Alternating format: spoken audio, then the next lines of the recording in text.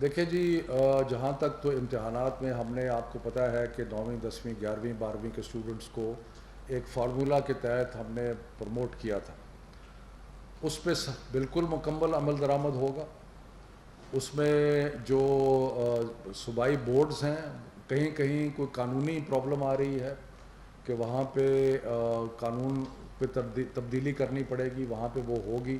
لیکن میں سارے طلباء کو اشور کرنا چاہتا ہوں کہ جو ہم نے، بلکہ اس سے مجھے یاد آ گیا کہ ہم پہلے تو میں اشور کرنا چاہتا ہوں کہ جو فیصلے ہوئے ہیں وہ بالکل قائم ہیں، اور وہ فیصلے نیشنل کوآرڈینیشن کمیٹی نے کیے تھے. پرائم منسٹر اور سارے صوبائی چیف منسٹرز اس میں موجود تھے، تو اس میں تو کوئی وہ نہیں ہوگی.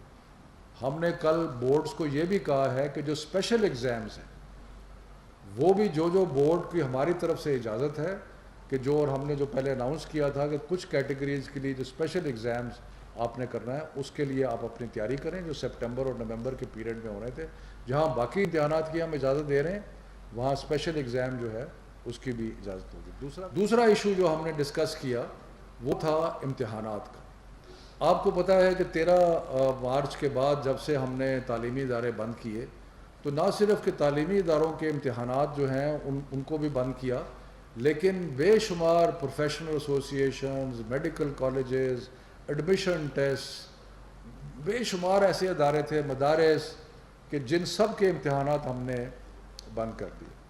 اب ان کی طرف سے ہمیں بہت ساری تحریک کی گئی، پروفیشنل ایسوسیشنز کی طرف سے بھی، چارٹرڈ اکاؤنٹنٹس ہو گئے، ڈاکٹرز کے ہو گئے، باقی ہو گئے، کہ جی ہمیں اپنے امتحانات لینے دیں. مثلا میڈیکل کالجز کے اندر آپ کو معلوم ہے کہ اگر ڈاکٹر بننا ہے تو وہ بغیر امتحان کے تو ڈاکٹر نہیں بن سکتا، لیکن ڈاکٹرز کی ہمیں ضرورت ہے. تو ہم نے اسی طرح یونیورسٹیز نے اپنے ایڈمیشن ٹیسٹ کرنے ہوتے ہیں، خاص طور پہ جو پروفیشنل یونیورسٹیز ہیں، پروفیشنل کالجز ہیں، انہوں نے اپنے ایڈمیشن ٹیسٹ کرنے ہوتے ہیں. تو ہم نے سب چیزوں پہ پابندی لگائی تھی، لیکن اب ہم اس پابندی کو ریلیکس کر رہے ہیں، اور ریلیکس کر رہے ہیں صرف امتحانات کی خاطر کہ 2 ویک آف جولائی سے جو بھی ادارے مختلف قسم کے امتحانات لینا چاہتے ہیں وہ امتحانات لینے کی ان کو اجازت ہوگی. مثلا مدارس میں امتحانات ان کے جو اپنے نظام کے تحت 10ویں اور 12ویں کے امتحان ہیں ان کا ہے، ان کی اجازت ہوگی. اسی طرح پروفیشنل ایسوسیشنز ہیں، چارٹرڈ اکاؤنٹنٹس ہیں، لائرز ہیں، اور ہیں ڈاکٹرز ہیں، اگر کوئی وہ امتحان لینا چاہتے ہیں، ان ٹائم ٹیبل وہ اپنا خود بنا لیں، لیکن ان کو اجازت ہوگی کہ وہ یہ امتحانات جو ہیں یہ 2 سے 3 دن سے زیادہ نہیں ہیں، اس لیے کہ ہر ایک کا، کسی کا 1 دن کا امتحان ہے، کسی کا 2 دن کا امتحان ہے، کسی کا 3 دن کا ہے، لیکن یہ زیادہ ڈیوریشن کے امتحانات نہیں ہیں. تو اس کے لیے اجازت ہوگی.